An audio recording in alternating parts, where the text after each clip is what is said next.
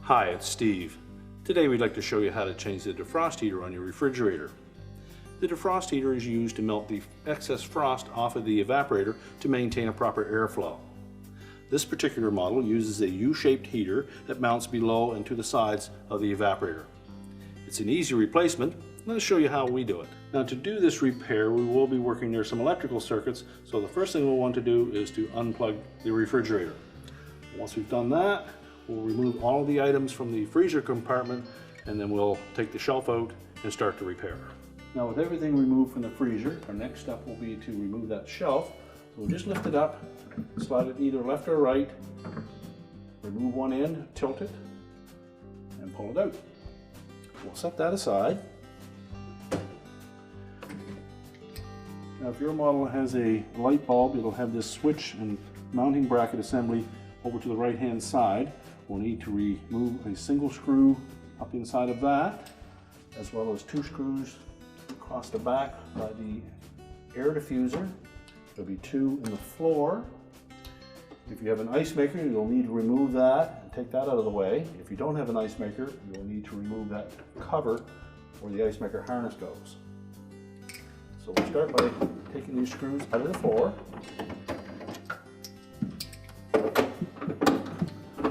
These screws are 1/4 inch hex head screws.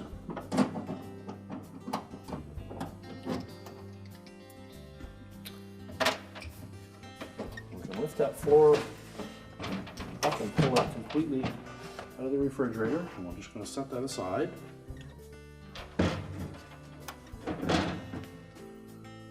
Next, we'll remove that one on the cover.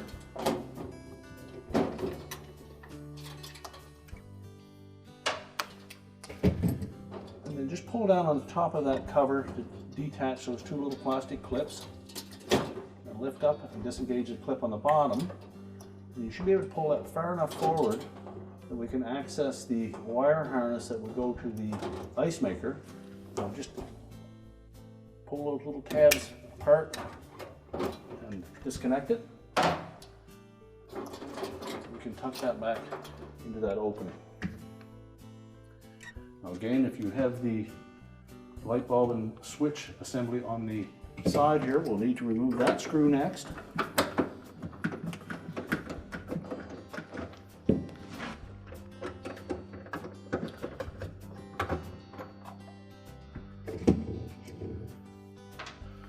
And just lower that down, but support it, and then we'll pull that assembly forward.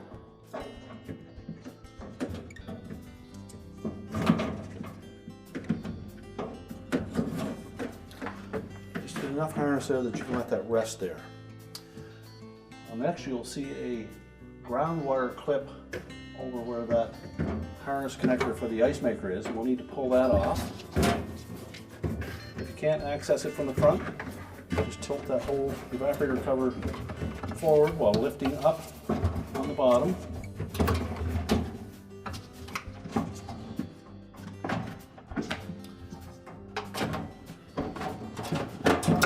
There is enough wire there that you can then pull that off of that tab. Just let that aside.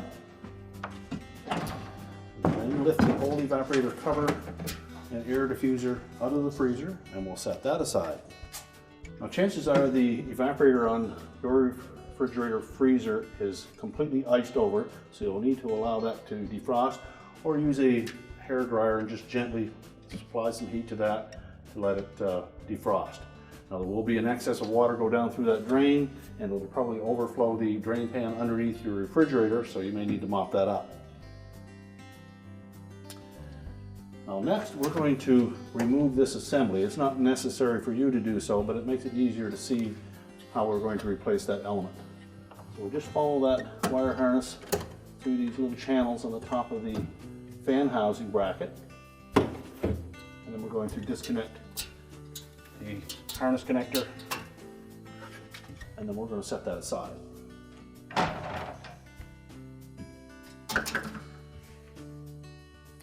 Now the defrost heater runs across the bottom and up both sides. So we're going to trace that harness, and we'll remove that from those channels.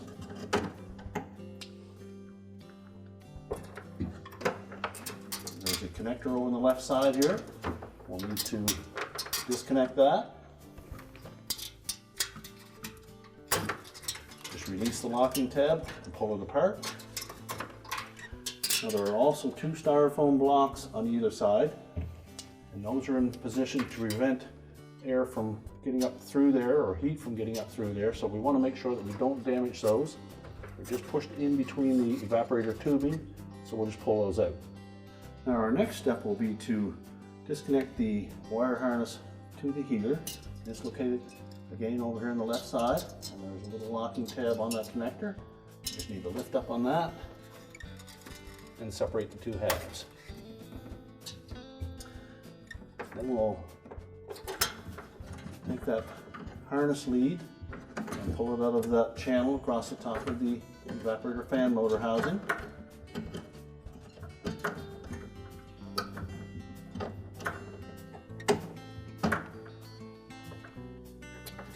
And on either side there are two styrofoam blocks that we'll need to pull forward or remove, and make sure that the evaporator is completely defrosted before you attempt that. You don't want to break those styrofoam blocks. Either just move them enough that we can pull the harness out around them, or remove them completely. We will be reusing those later.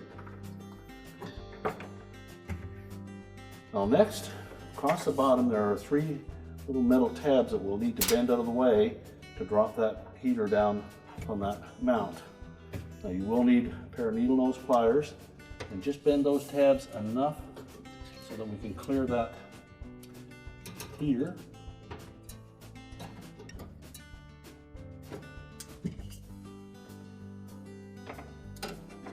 The ones on either end, we'll bend them upwards.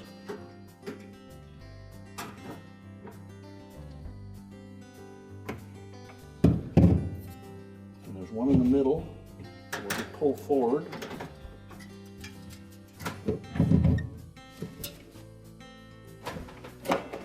There's a clip on the left side that we need to pop that out of as well. And then just carefully maneuver that heater so that it drops out of the brackets. And use caution when working in this area. The fins on that evaporator are very sharp. Once we've got that free, we can then discard the old element. Now next we're ready to put the new heater in. I want to make sure that we keep the connector side of that harness to the left, and make sure that it is straight as possible. And we'll fit it into those little channels on the bottom. Once we have them in position, we'll fold those tabs back over.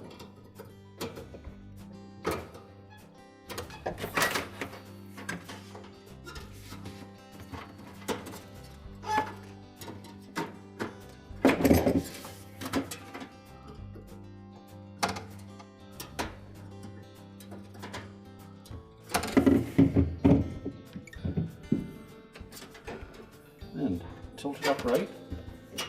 Line up that left side with that little clip.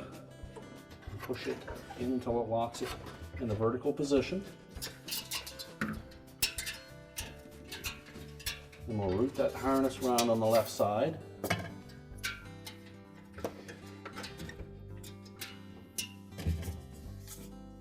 You'll note that that styrofoam block has a little notch that will line up with that harness lead, so that you can push it all the way to the back. Same on the right hand side.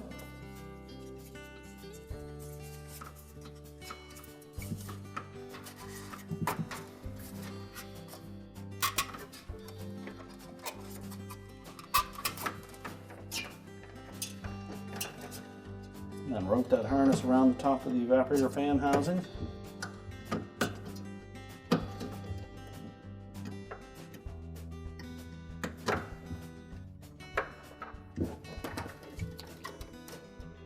toss a little clip on the bottom of the fill spout for the ice maker.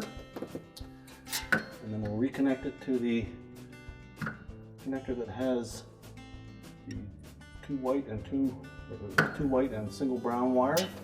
Make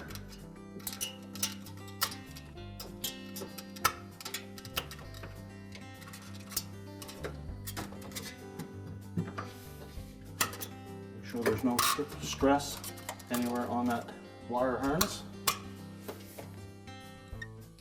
Now next we'll take the white bulb and switch assembly and we'll reconnect the harness for it.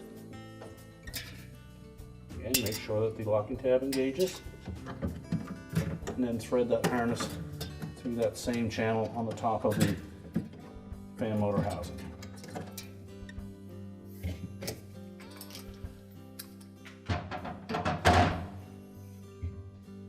Okay, make sure harnesses aren't being interfered with anything, and then we'll put the evaporator cover back on.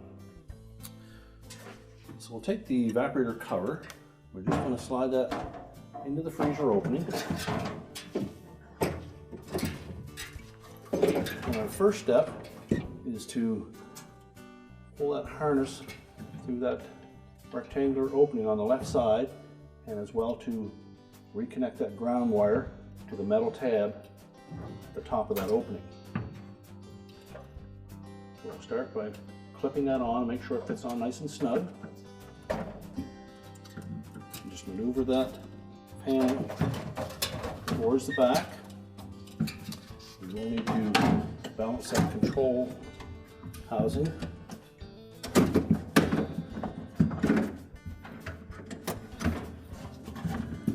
Set the air outlet duct down through the floor.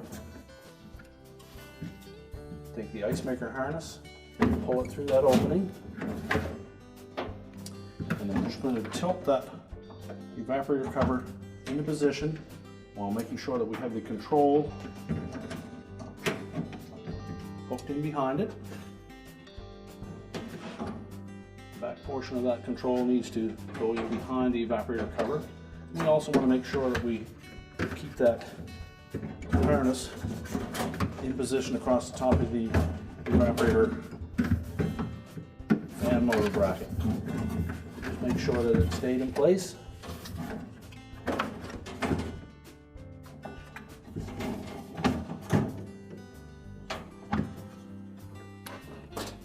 And tilt it back into position.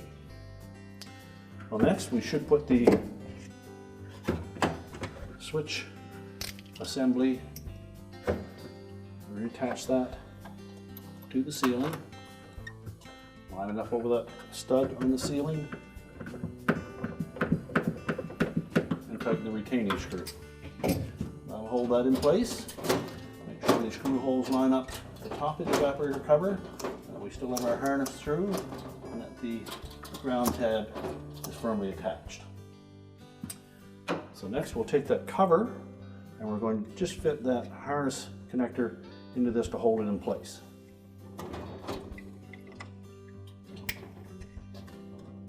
Then we'll take the bottom tab, fit that through the hole in the bottom, snap the two top ones into position, and install the retaining screw.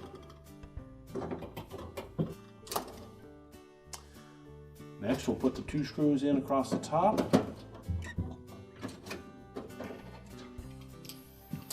And next we'll put the freezer floor back in.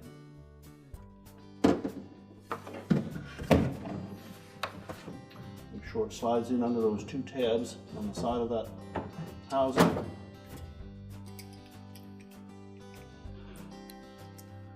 Then install the retaining screws on either side. Next we'll put the freezer shelf back in.